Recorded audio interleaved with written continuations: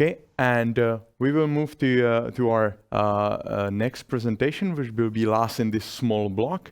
And the presentation is given by Anke Langner from Dresden, who will speak about a particular project, how to apply a completely different type of learning. Because as I said at the beginning, it's complicated because if you are about to apply digital learning, you usually need to really redesign many processes in your learning and create something new, which is hard for students, which may be hard for teachers, etc. And it is nice to see some pilot projects, some case studies, how to do this, how to do a specific new project. So I would like to give word to Anke Langner with her presentation. So please proceed. Die Universitätsschule Dresden ist ein öffentlicher Schulversuch der Stadt Dresden. Er wird zusammen mit WissenschaftlerInnen der TU Dresden umgesetzt. In der Schule lernen SchülerInnen der Grund- und Oberschule gemeinsam bis zum 10. Jahrgang. Der Aufwuchs soll bis in die gymnasiale Stufe erfolgen. Die gestaltende Bildungsforschung entwickelt in einem Co-Konstruktionsprozess gemeinsam mit den LernbegleiterInnen der Schule datenbasiert Lehr-Lernformate. Zeitgleich werden Lehramtsstudierende der TU Dresden aktiv in den Prozess mit eingebunden. Der Schulversuch ist auf 15 Jahre angelegt. Hier wird Lernen ausgehend von der individuellen Entwicklung jedes Kindes gestaltet. Der Lernprozess geht von Neugier und Kreativität der SchülerInnen aus. Daraus entstehen fächerübergreifende Projekte. In der Projektgruppe bewältigen die SchülerInnen in Kooperation miteinander gemeinsame und individuelle Aufgaben mit dem Ziel, die Forscherfrage zu beantworten. Begleitet werden die SchülerInnen von LernbegleiterInnen, vom Raum als dritten Pädagogen und von einer Lern- und Schulmanagement-Software, die eigens dafür entwickelt wird. Die SchülerInnen sind aktiver Teil ihres ganztägigen Lernprozesses und lernen ihn zu steuern und mitzubestimmen. In der Universitätsschule Dresden lernen alle SchülerInnen zusammen, unabhängig von Sprache, Lernausgangslage oder ihrem Alter.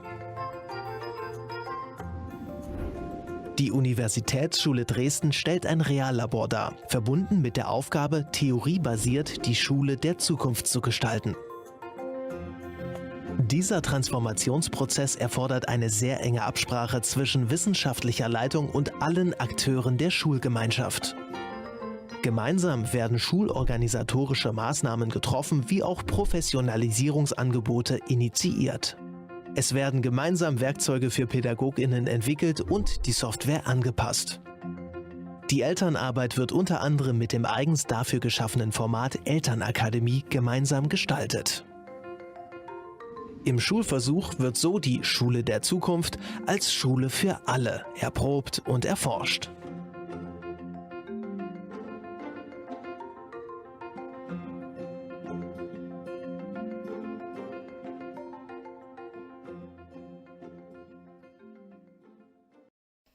In this presentation, I would like to present to you what I view to be the central elements of the future of learning based on the model of the University School Dresden pilot project. Using our expectations of future learning as the reference point, I will then present you with our expectations of teaching and learning formats of the school of the future, always from a digital perspective, using project work and learning pathways.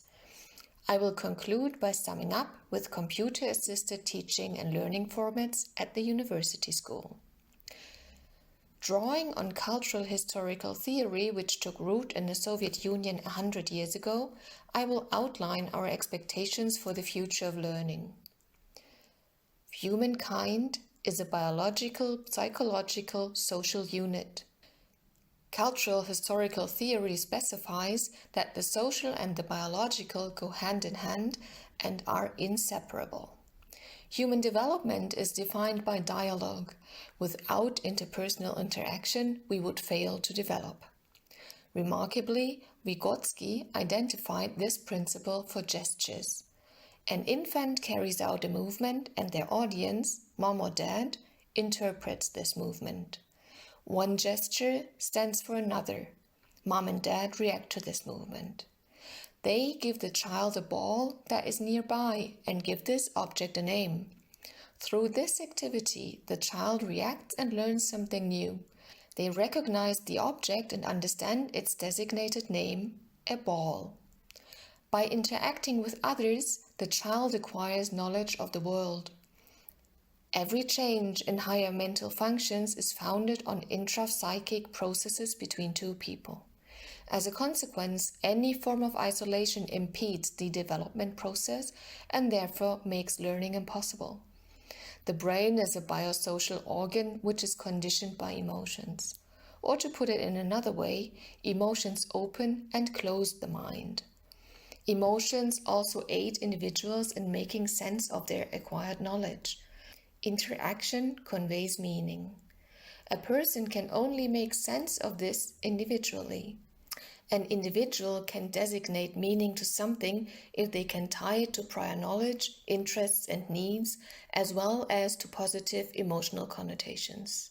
At the same time, whatever the individual learns must lie within the zone of proximal development, so that they are not under-challenged or over-challenged. The zone of proximal development is anything that a learner can do only with the help and guidance of someone else. Working with others is the crucial point here. It does not always have to be a parent or a teacher who teaches the child something new. It could also be their peer who has already acquired knowledge in an area that the individual in question does not yet have. According to Galperin and Vygotsky, it is important to support the logic of the knowledge acquisition process if it is to work. Internalization of material action and each of the total 6 stages must all be part of the learning process. You see, it is quite a challenge to create a schooling process which corresponds more closely to natural human learning. In the university school pilot project, our aspiration is to implement cultural historical theory in a school's learning environment to a greater extent than before. This means students learn collaboratively and pursuant to their individual paths of development. Every student learns through connection to the real world and the world of work. From an early stage, students experience and learn how to work in a team with different age groups and group combinations. The learning process develops from an externally controlled process to more independent learning. Teachers support students pedagogically throughout this process.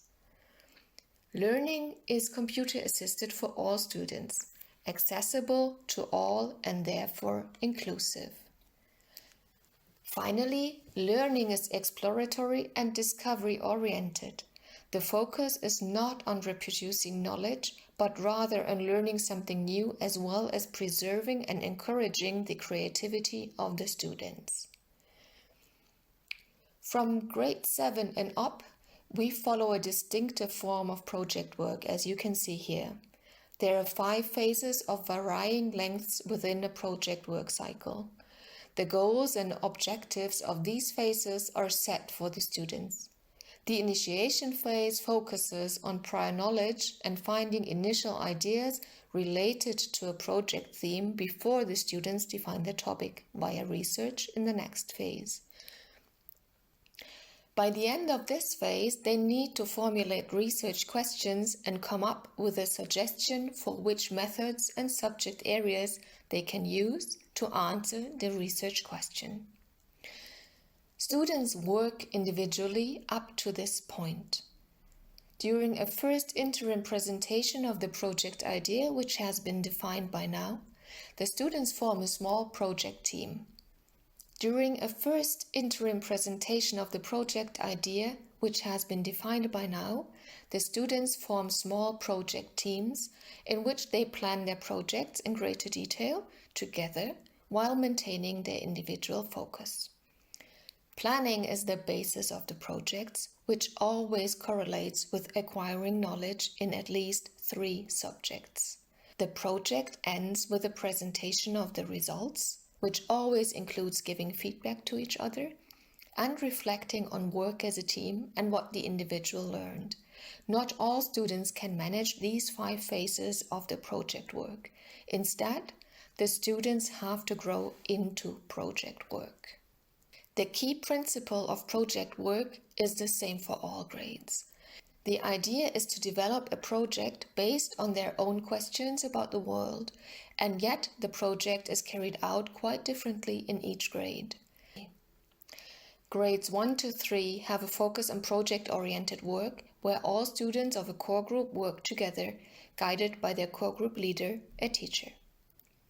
After this, they can ask questions for themselves, which they can then answer from whichever perspective they choose.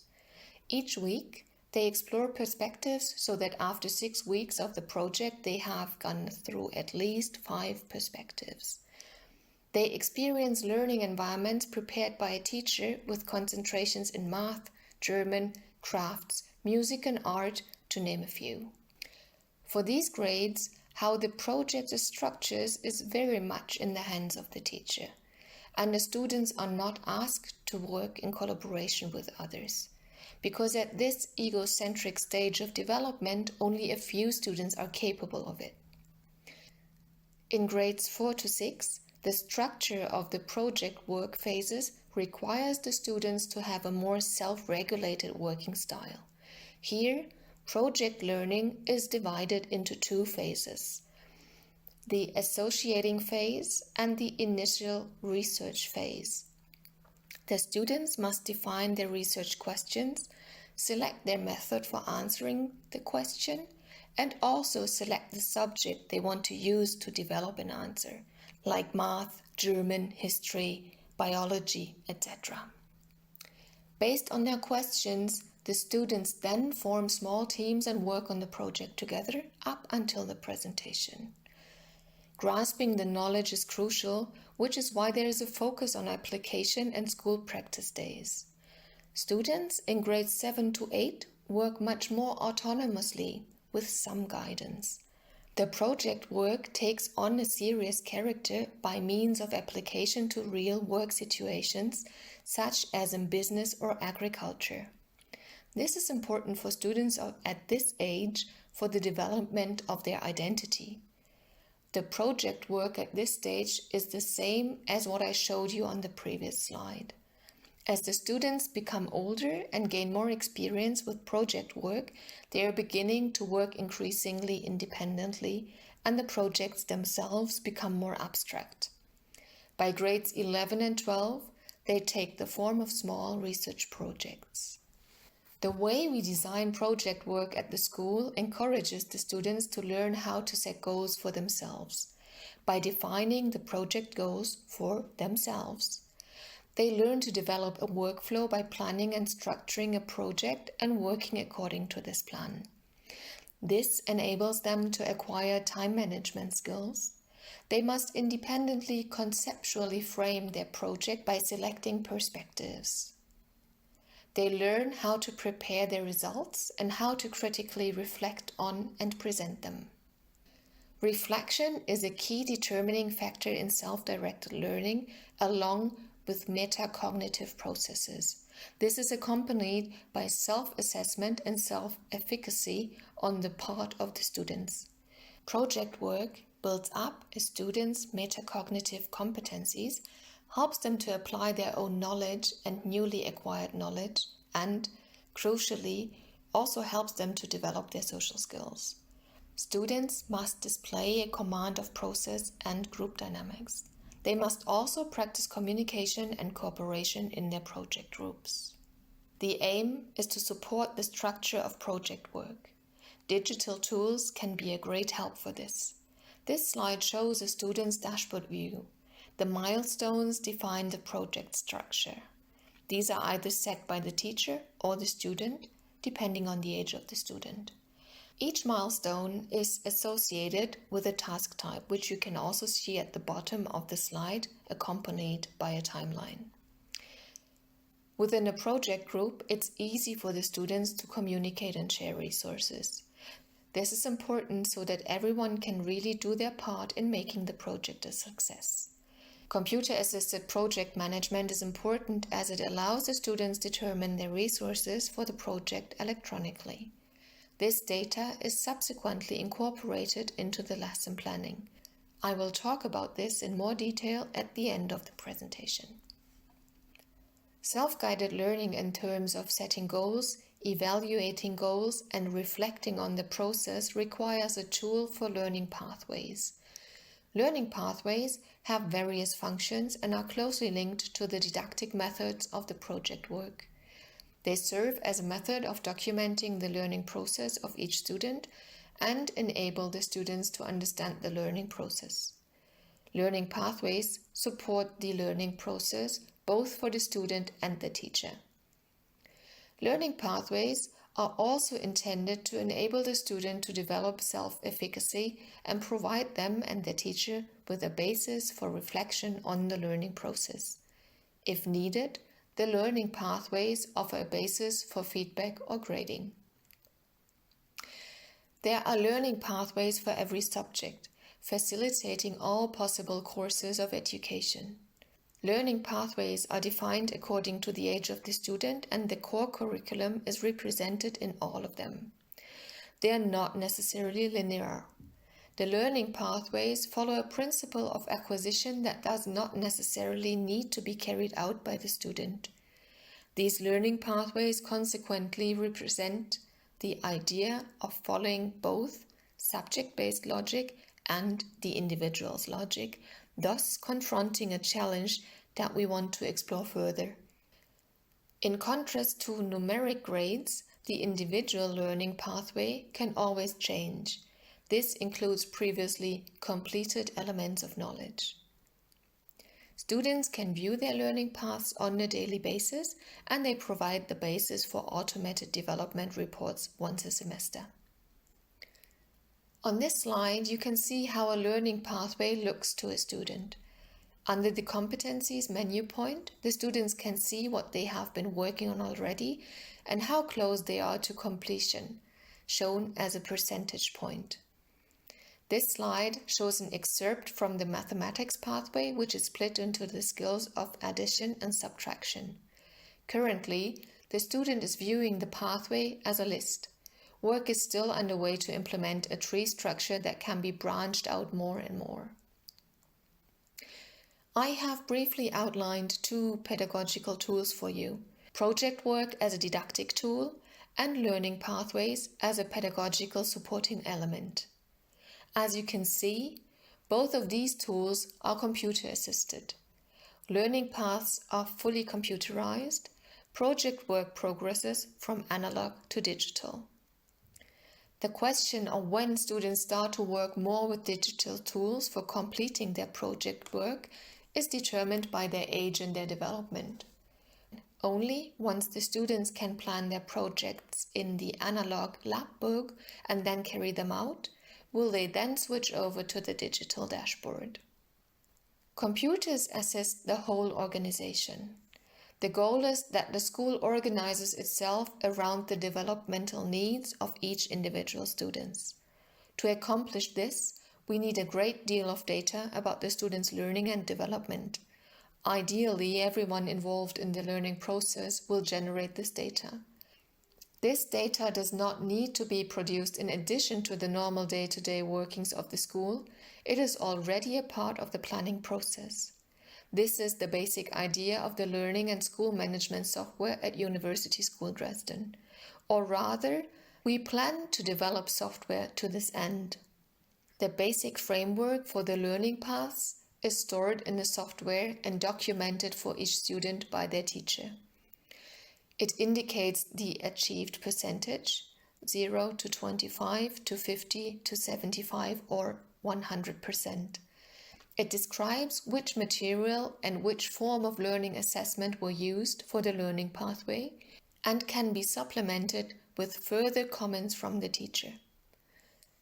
The documentation in the learning paths provides the basis for development reports for each student, which they can receive every 6 months. These are generated automatically and can provide a basis to create report cards. We not only document the learning process, but we also document the curriculum content and manage the timetable here. As a public school, the University School Dresden is obliged to document both of these. When students are working on a learning module, material relating to different subjects, they log in and create their own digital timetable.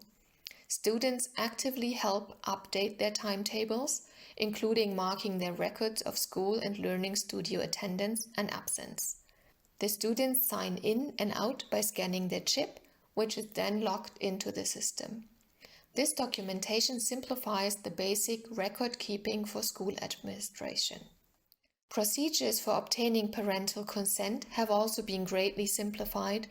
This is done digitally via a consent management system. Communication is fast and prompt, with everything organized within the computer program. Currently, the program does not offer a separation of roles between parents and students, which is problematic for us. This is not only necessary for younger students. A school must also be a safe space for children, one where they are separated from their parents, and this must be reflected in the software. As I mentioned previously, learning pathways are allocated with learning material. Thus, the system also encompasses a content management system. The student's e-portfolio therefore gains a structure similar to learning resources through the learning pathways. The structure is currently under construction.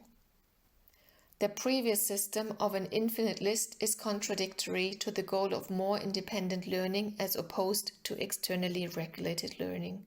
Students need clear structures, not least in their learning materials.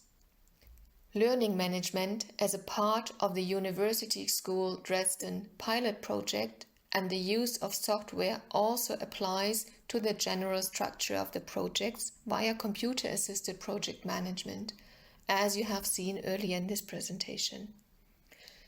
This standardization of processes makes the goal of individualization for each student possible in the first place. Moreover, it is also very useful for facilitating substitute teaching plans, which is necessary for a school without set holiday breaks, where students instead book vacation time. Computer-assisted project management also goes hand in hand with resource management. In grades 7 and up, the students plan their projects increasingly independently, setting their own schedules and determining the resources they need, which they note in the software. With this data, the school is able to automatically plan its timetable according to the needs of its students, taking into account the school's personnel and room resources. There is currently a joint project underway between industrial management at the Faculty of Business and Economics of TU Dresden and the Faculty of Education for the development of an automatic timetabling system of this type. Thank you for listening. If you'd like to know more about the research project, please contact me. For more on the school, please contact the school's principal, Maxi Hess. As you can see here, there are also more resources available online.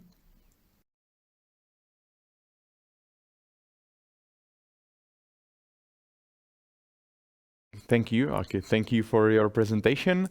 I am having with me in the studio Mr. Roman Veraška, who is eligible to answer any questions you had.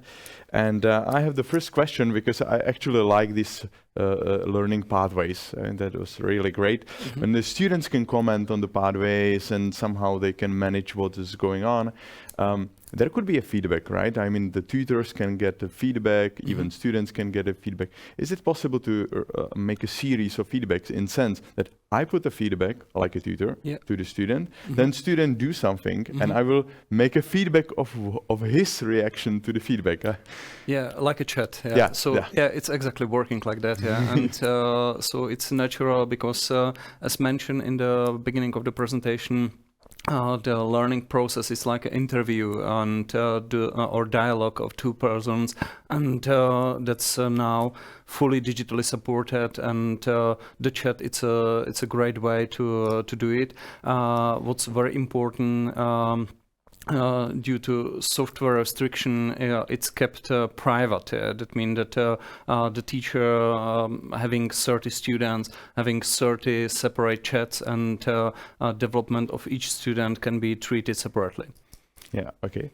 And a natural question, because there has to be a really huge amount of data, right? I mean, it's many pathways and projects and tutors. I mean, if there is a tutor who are managing a small group, and there is about to be a change of the tutor, okay, then you will come and the old one, I don't know, probably travel to another country and work in different job. So is it easy for a new tutor to get in? Yeah, actually, it's done so that the changing of the teacher or the teaching leader, it's possible by the system, but for them it's something common. They know that from the different groups, and the interface look the same. So they, if they only switching between the groups, it's pretty easy for them to manage it. And we support just easy switching from one chat to another, so they can do it directly from their computer, from their account. They do not need to re-log in to another account. It's and we just been thinking that those actions can happen, and so we design it in that way. Okay, that's very nice. Yep. We heard in the presentation that it is actually a research project. Yep. So I guess that it has to be evaluated at the end. Are you aware of what would happen at the end? Actually, it's a long-term project, has been said in the presentation, and the evaluation will come. And because it's handled by scientists on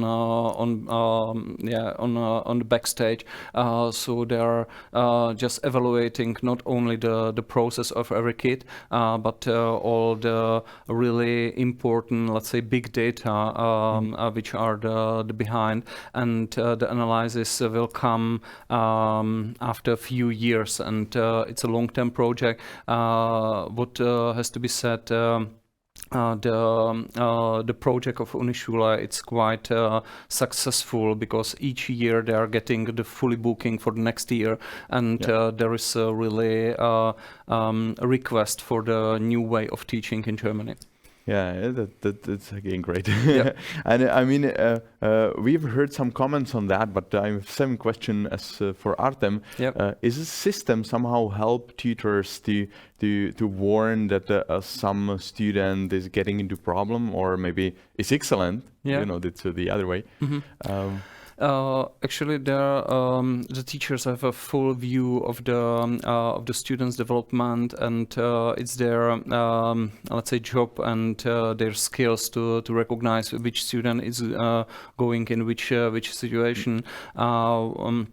And we have to say the software cannot do everything, so we have to fully rely on the teachers, and we really try to serve them all the necessary information that they need for their decisions, but the decision it's on the end on the teachers. Yeah, so I guess this student portfolio, as we heard, is quite important, because you can see everything. Okay, and maybe to be more concrete, to know specific scenario, there was this moment when students are deciding about the research questions. And I was curious about what would happen when students are somehow lost and don't know what to do. So how the next process look like? I mean, do tutor weigh in, or? Yeah, the tutor help him with this process, and there are a lot of stages of the project when the student just submit the project, and the tutor make a comments, and then there is a resubmitting, and there are I guess 7 or 8 stages of the project, and they try to help the students with the self-development and with the self-learning. Okay, so that's great. Thank you. We can actually talk about that, because this is quite connected of what we do at the university as well. So, but thank you very much for your answers. Thank you, Anke, for a great presentation.